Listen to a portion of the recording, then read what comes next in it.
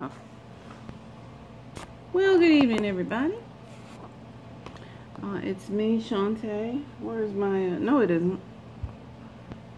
It's Shantae, the underestimated, undervalued, highly marginalized, and now diminished, beautiful black woman. That's what it is. Okay, we're going to pick up where we left off. Hold up. Not much time to read tonight. So, reading Game Change by John Heilemann, who was on Morning Joe, actually. I just saw it on YouTube. And Mark Halperin. This is about the Obamas and the Clintons, McCain and Palin, and the race of a lifetime. So, we're at the place now in Chapter 5 where they, excuse me, please. Hillary has just learned that Barack Obama is outraising her when it comes to fundraising.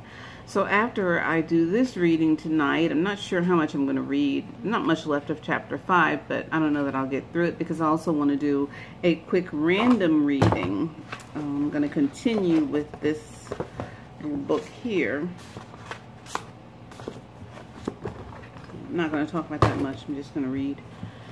Alright, Chapter 5, The Inevitables, and we're right smack dab in the middle where we learned that, again, Barack Obama is out fundraising Hillary Clinton, and she's wondering, well, I mean, what's going on? Alright, fixing the fundraising was one of many challenges facing Clinton in 2007, but in terms of urgency and long-range significance, none was in even the same galaxy as the problem of Iowa. Right after New Year's, Penn had put their first poll in the field to figure out where Clinton stood in the state ab initio. Ab initio? I have to look that up. I'm not familiar with that term. Where is my pencil? Is that Latin? Ab initio? Okay, good word, good word. Okay, now let's use this. I'm not familiar with that terminology. Okay, now, the results were discouraging. Edwards led with 38%, with Clinton and Obama tied at 16%. In no other state in the country would Hillary, with her name recognition and national profile and popularity among Democrats, have fared so poorly. But hearing the numbers, she put on a brave face. "It's better than I thought it would be," she said. "We have our work cut out for us." The members of the Hillary Land High Command were less sanguine. Unlike New Hampshire, where the Clinton name was platinum because of her husband, Iowa was a place where neither he nor she had spent much time. In 1992, local guy Tom Harkin was in the race and had it sewn up so the other candidates skipped the caucuses. In 1996, incumbent Clinton ran for the nomination unopposed. Democrats in Iowa were decidedly liberal with a peacenik streak. Hillary's war record was more vexatious there than anywhere else. Edwards had been working the state more or less constantly since 2003. Obama lived next door. If Hillary was going to be competitive in Iowa, she would need to go all out. The problem was she hated it there. Every day felt like she was stuck in a Mobius strip, another barn, another living room, another set of questions about immigration from people who were anti and the war. Ditto. She'd get back on the plane, slump into her seat, heave a deep sigh, and grunt, ugh. The Iowans didn't seem to be listening to her, just gawking at her like she was an animal in a zoo. Hillary would hear from her staff the things voters were saying about her. "She's so much prettier in person. She's so much nicer than I thought." It made her ill. She found the Iowans diffident and presumptuous. She felt they were making her grovel. Hillary detested pleading for anything, from money to endorsements, and in Iowa it was no different. She resisted calling the local politicos whose support she needed. One time she spent 45 minutes on the phone wooing an activist, only to be told at the call's end that the woman was still deciding between her and another candidate. Hillary hung up in a huff. "I can't believe this," she said. "How many times am I going to have to meet these same people?" Over and over, she complained about the system that gave Iowa so much power in selecting the nominee. "This is so stupid," she would say, "so unfair." She bitched about Iowa's scruffy hotels and looked for excuses to avoid staying overnight. But among the sources of her frustration and bewilderment, the absence of connection was paramount. "I don't have a good feeling about this, guys," she told her staff on the plane. "I just don't have a good feeling about this place." People Hillary respected, experts on Iowa, urged her to spend more time there. She seemed to understand, but her antipathy to the state only grew. Mike Henry grasped the scale of the problem and took a radical stab at remedying it, dismayed at what he'd seen on a trip to Iowa that spring. Henry concluded that there was a sound case for Hillary bypassing the caucuses. In mid-May, after mulling the idea in private with Solly Doyle, Ickes and political consultant Michael Woolley, Henry drafted a memo laying out his argument. Iowa, he wrote, was Hillary's consistently weakest state and was likely to consume $15 million and 70 days of her schedule. Worst case scenario, this effort may bankrupt the campaign and provide little, if any, political advantage, he wrote. Henry sent the memo to Solly Doyle and Ickes, and also inexplicably to a friend of his named Sheila Nix, who worked in the office of Illinois Governor Rod Blagojevich. Within 12 hours, the memo had been leaked to the New York Times and was all over the paper's front page. Ickes was baffled by Henry's foolishness.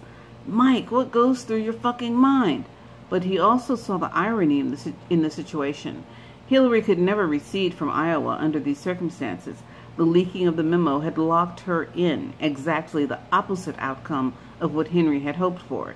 Henry's screw-up, however, was an outward sign of a deeper malady in Hillary land.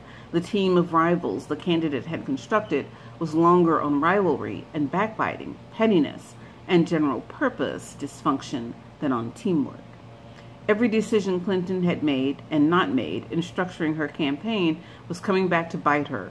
She had effectively given both Penn and Solly Doyle veto power over hiring, which they regularly exercised to preserve their status, preventing any fresh blood or new ideas from penetrating Hillary land. She had told Solly Doyle to keep a tight rein on the budget, but astronomical salaries abounded and spending was out of control. A notorious tightwad, Clinton was forever complaining, "There are too many people on the road. I don't know what all these people do." She had empowered her senior advisors to govern by consensus, but Penn so frequently went directly to the Clintons to override choices with which he disagreed that his colleagues considered discussion futile. The level of animosity among them all was off the charts. Screaming matches erupted regularly on conference calls and in person. Solly Doyle's preferred name for Penn was Fat Fuck. The result was chaos. Meetings rarely started on time, had any discernible structure, or accomplished their ostensible purpose. Every decision was litigated and relitigated again and again, ad infinitum, ad nauseum. The campaign had neither a political director nor a field director. Henry was de facto both.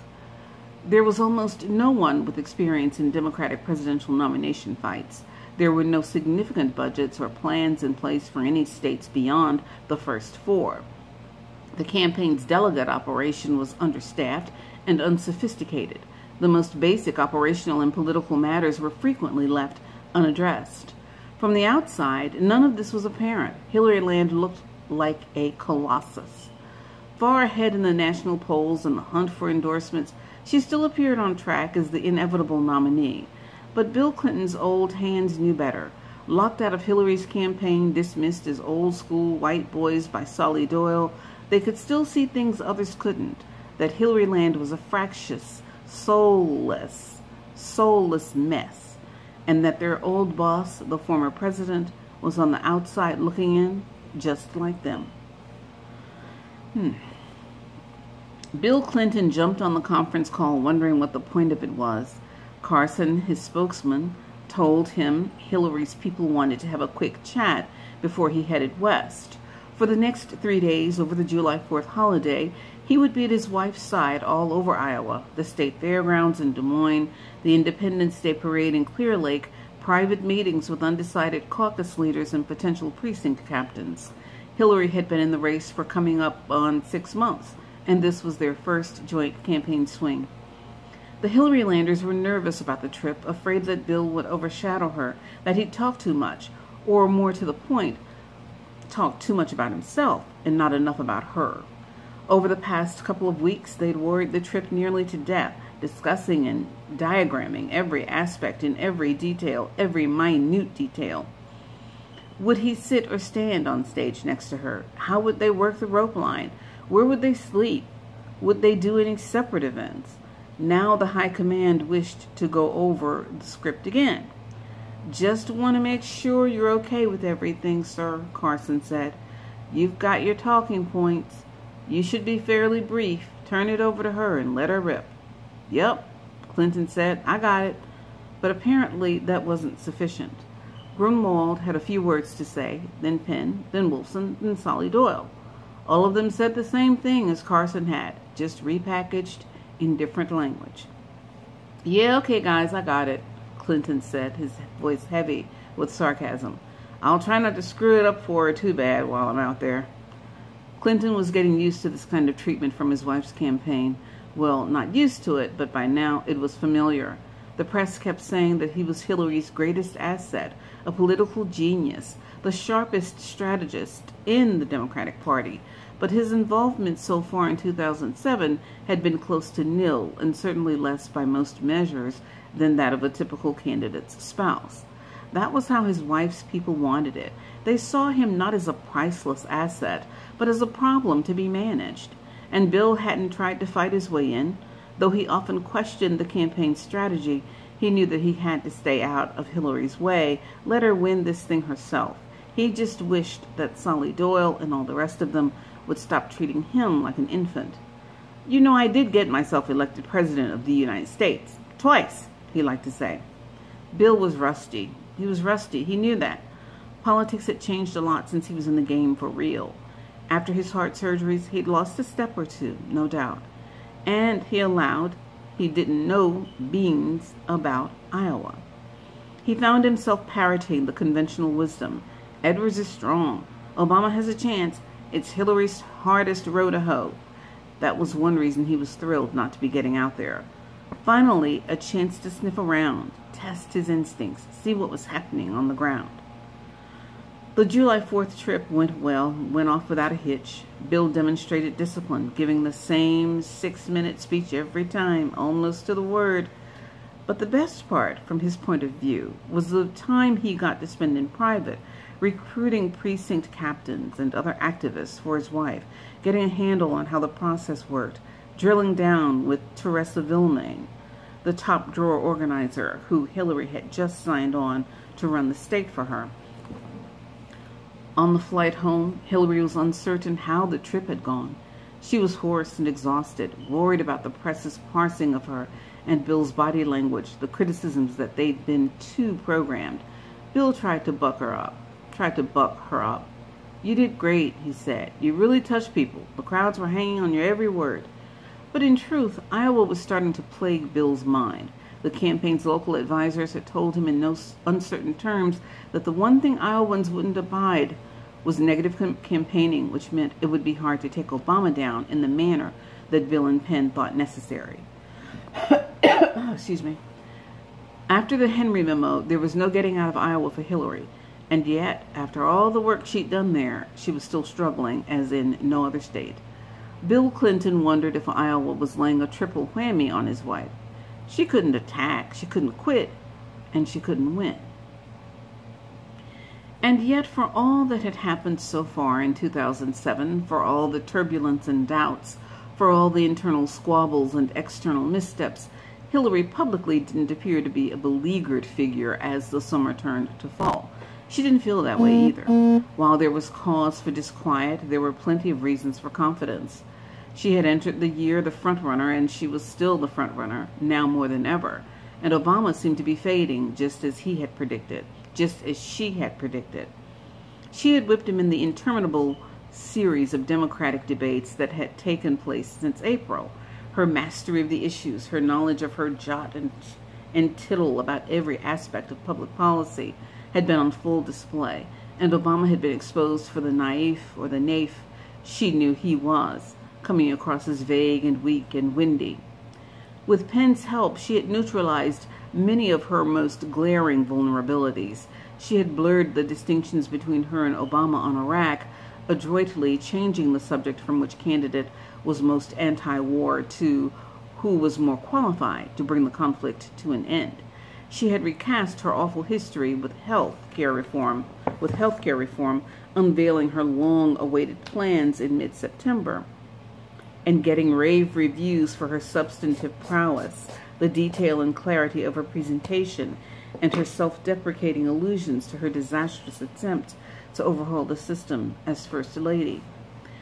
She'd watched as Obama's campaign was hammered for producing a proposal that was an obvious ripoff of hers. She'd begun to diffuse her rival's message, giving speeches where she said change is just a word without the strength and experience to make it happen. And finally, in the third quarter of the year, she had succeeded in raising more money than Obama. So she caught up.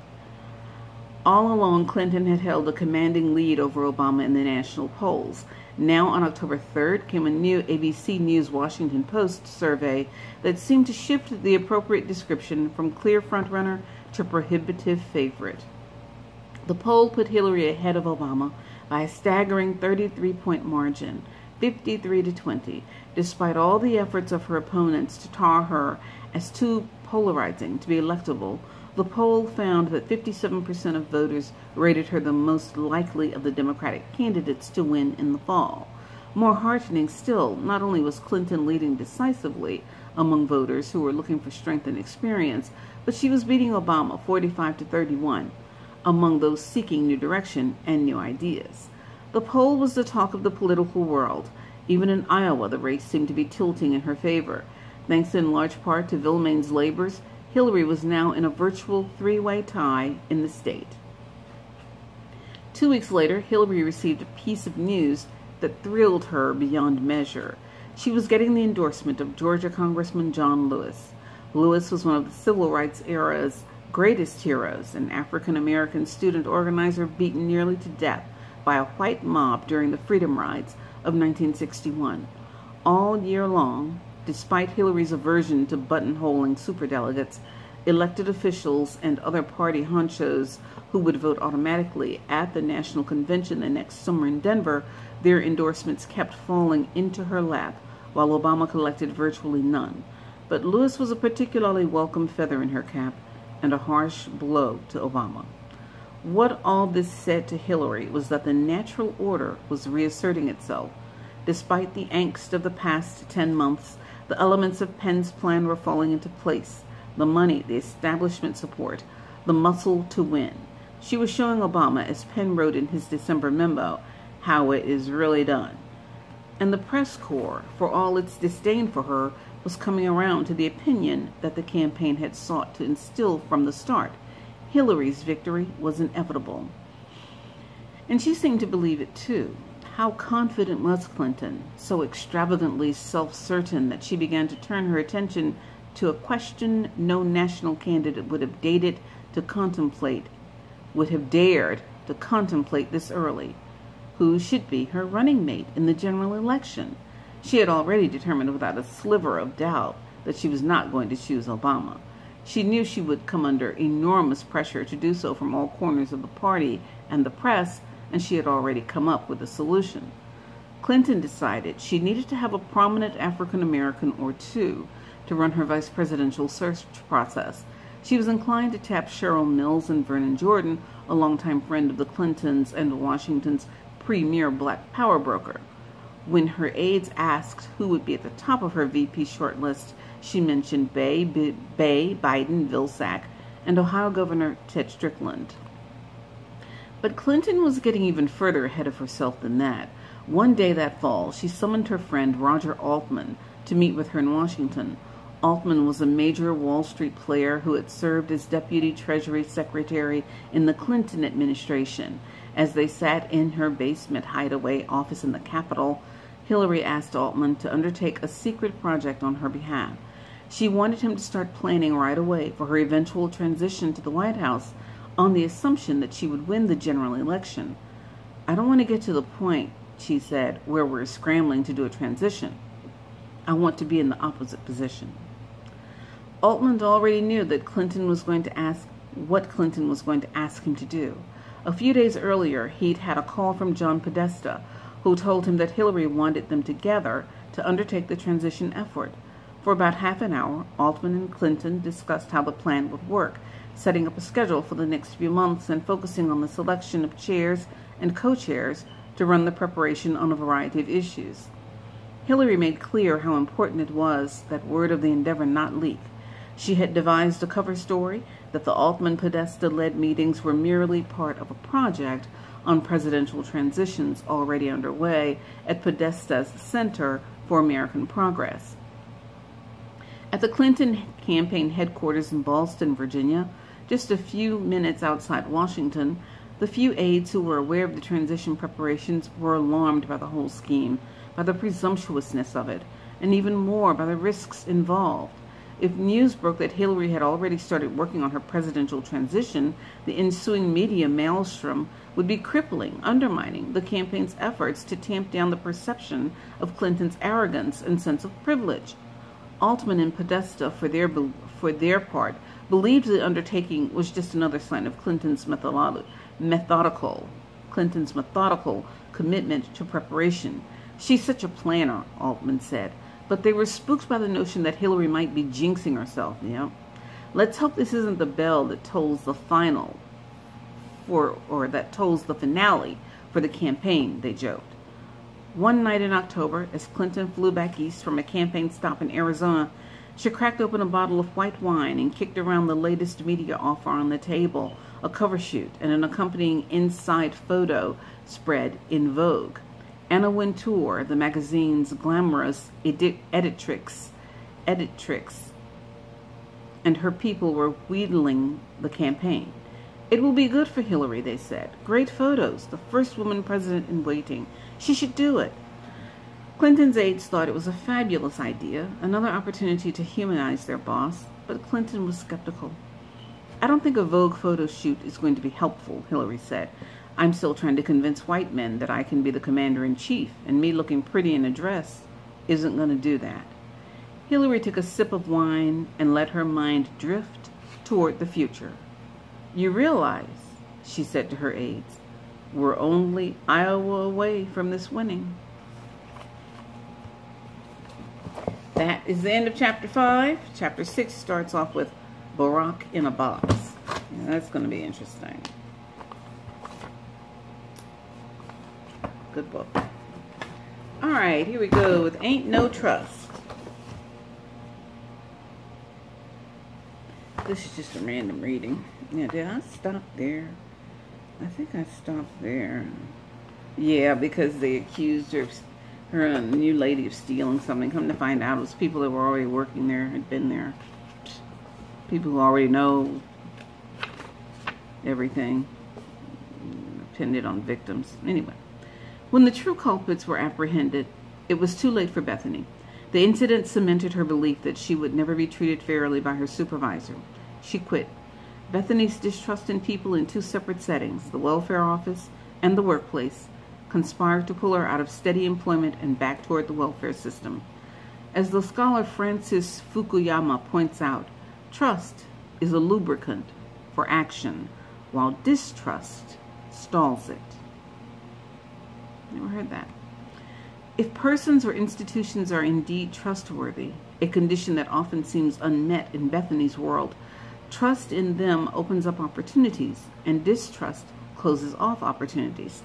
For low-income mothers like Bethany, distrust is a barrier to taking the actions the wider society wants them to take, voluntarily leaving welfare, finding work, using childcare, getting married, involving their children's father in family life, and relying on kin rather than government for support. Low-income families who frequently face material and other hardships are in great need of the opportunities that trusting might bring, such as gaining a foothold in the labor market, accessing nurturing childcare services, or partnering with those who may share the challenges of raising children in poverty. And yet, as it turns out, they find themselves in circumstances that do not promote trust. While they need trust's benefits, they are unlikely to trust.